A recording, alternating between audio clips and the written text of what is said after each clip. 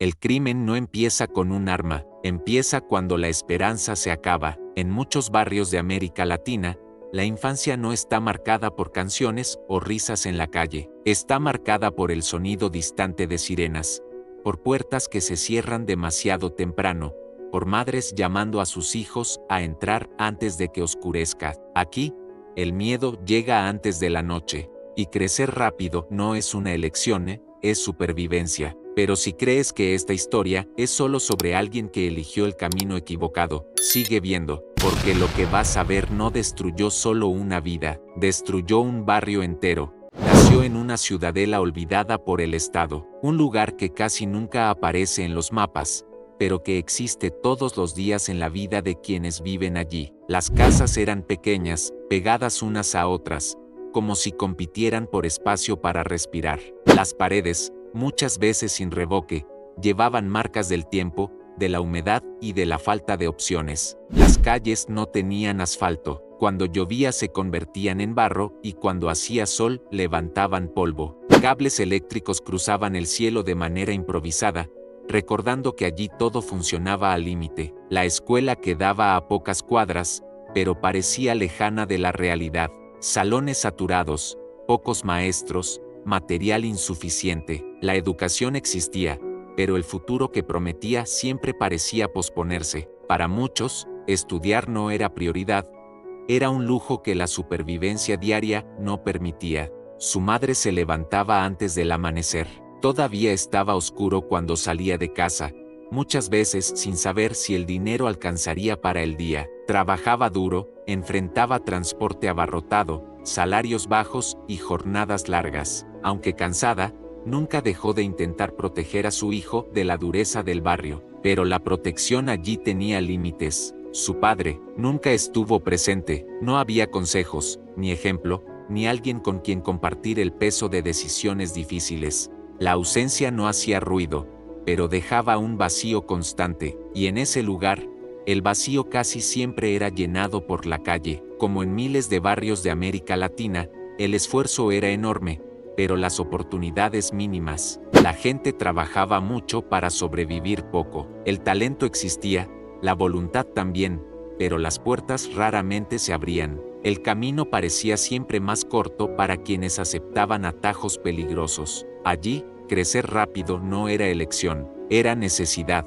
La infancia duraba poco. Muy pronto aprendió que ser débil costaba caro, que equivocarse no estaba permitido y que nadie vendría a rescatar a quien se quedara atrás. Antes de comprender el mundo, ya debía defenderse de él. En esa ciudadela, sobrevivir era el primer objetivo. Soñar venía después. Si venía, de niño, soñaba con ser futbolista, no por fama, sino porque era el único sueño permitido en ese barrio. La pelota era vieja, el campo la calle llena de baches, y los arcos eran dos chanclas olvidadas en el suelo. Allí, por unos minutos, se sentía igual a cualquier otro niño del mundo, pero el juego siempre terminaba temprano. El hambre no espera el pitazo final. El sueño era hermoso, pero no pagaba el almuerzo. En casa, la realidad era dura. La madre salía antes del amanecer y regresaba tarde, demasiado cansada para sonreír. El dinero nunca alcanzaba, y el futuro siempre parecía lejano. Con el tiempo, comenzó a prestar atención a lo que realmente funcionaba en el barrio. ¿Quién era escuchado? ¿Quién era respetado? No eran los maestros, que hablaban de estudio pero luchaban por sobrevivir. No eran los trabajadores, que salían temprano y regresaban tarde, sin reconocimiento y sin esperanza. El respeto tenía otra dirección.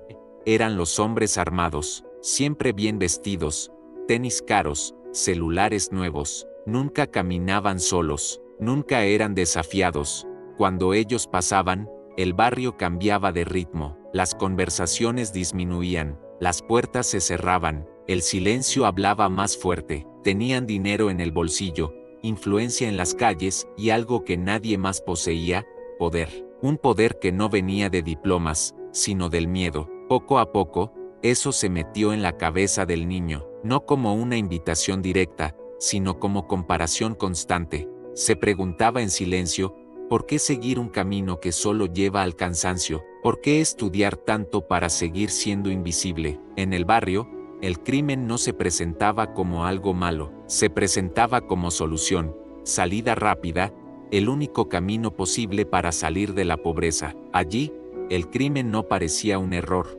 parecía un atajo, y fue en ese momento, aún en la infancia, cuando se tomó la primera decisión, aunque él no se diera cuenta, porque antes del arma, antes del dinero, antes de la violencia, el crimen empieza cuando el futuro deja de tener sentido. Todo comienza de manera casi invisible. Primero, pequeños favores, entregar algo aquí, vigilar la calle allá, llevar un mensaje simple, nada que, a sus ojos, pareciera un delito. Así se presenta el crimen, disfrazado de ayuda. Por primera vez, alguien lo llamó por su nombre con respeto. Por primera vez, le dijeron, tienes confianza, y eso, en un barrio donde nadie confía en nadie, vale mucho. Poco tiempo después, los favores se convirtieron en pequeños delitos. Nada grande, nada que pareciera peligroso, al menos al principio. Entonces llegó el dinero, rápido, sin preguntas, sin humillación. Por primera vez llegó a casa con dinero en el bolsillo, pagó cuentas atrasadas, compró comida, ayudó a su madre. Y en ese momento, algo peligroso ocurrió, el crimen parecía funcionar. El barrio cambió su mirada sobre él. Ya no era invisible, ya no era el chico sin futuro, ahora era alguien que se las había arreglado. Pero lo que nadie cuenta, y esto es crucial, es que el respeto comprado con el crimen es frágil. No viene con admiración, viene con miedo, y el miedo cobra caro. Cada paso nuevo trae nuevas exigencias, responsabilidades y riesgos. El dinero fácil ya no era solo suyo, parte debía devolverse, parte usarse para protegerse, otra parte para pagar errores que ni sabía que había cometido. Aquí se cierra la trampa, en el crimen no creces solo, debes favores, lealtad, silencio, y cuando debes, ya no eliges. No existe una salida simple. Quien intenta salir pierde dinero, protección, a veces mucho más. Lo que parecía oportunidad se convierte en un camino estrecho, sin retorno, y sin darse cuenta, él ya no tomaba las decisiones. El crimen prometió respeto, dinero y salida, pero entregó control, miedo y enemigos que nunca eligió. Mientras él subía en el mundo del crimen, el barrio, que antes respiraba esperanza, comenzó a sofocarse. Las calles que antes eran encuentro de niños y vecinos se volvieron silenciosas. El ruido de risas y juegos fue reemplazado por sirenas y pasos apresurados. Los comerciantes, antes orgullosos de sus negocios, comenzaron a cerrar puertas. Pequeños mercados, panaderías y talleres que daban vida a la comunidad se convirtieron en recuerdos de tiempos más seguros. Padres y madres prohibieron que sus hijos jugaran afuera. Plazas vacías reflejaban una infancia robada, bicicletas paradas, pelotas olvidadas, voces silenciadas por miedo. Las escuelas, antes faros de esperanza, perdieron alumnos. Profesores veían impotentes cómo los niños desaparecían por seguridad o desmotivación. El miedo se volvió rutina. Cada puerta cerrada, cada ventana asegurada y cada silencio en la calle recordaba que la criminalidad no solo afectaba a los involucrados, sino que destruía la estructura social del barrio. La amistad se fragmentó, vecinos desconfiaban unos de otros, conversaciones en la acera se convirtieron en silencio, y la sensación de comunidad se transformó en aislamiento. Incluso los jóvenes sin contacto con el crimen sentían el peso de crecer en un ambiente donde la violencia estaba normalizada. El crimen no solo moldeaba comportamientos individuales, corroía la esencia del barrio. Cada acto delictivo dejaba cicatrices invisibles, miedo constante, pérdida de confianza, reducción de oportunidades, desmotivación de futuras generaciones. Mientras él celebraba ganancias, la comunidad pagaba el precio, día tras día, con la lenta desaparición de la esperanza. Donde domina el crimen, el dinero simplemente huye. Imagina un barrio lleno de vida que poco a poco se vuelve silencioso. Pequeños comercios, antes alma del barrio, comienzan a cerrar. El dueño de la tienda ya no abre temprano porque sabe que el riesgo de robo es alto. La panadería que vendía pan fresco funciona solo a veces, y el mercado de frutas y verduras desapareció casi por completo. Ninguna empresa formal quiere invertir. Ningún empleo seguro llega. Los pocos negocios que intentan sobrevivir enfrentan extorsión, violencia o miedo constante. El dinero, que debería circular y generar oportunidades, gira solo en la economía ilegal, trabajos informales, venta de productos dudosos, favores peligrosos. Parece prosperidad momentánea, pero no construye futuro. El barrio se empobrece más. Casas deterioradas, calles sin mantenimiento, escuelas sin maestros ni alumnos. Jóvenes con talento ven el crimen como única opción de supervivencia. Así nace el ciclo imposible de romper: pobreza, crimen, más pobreza. Cada transacción ilegal,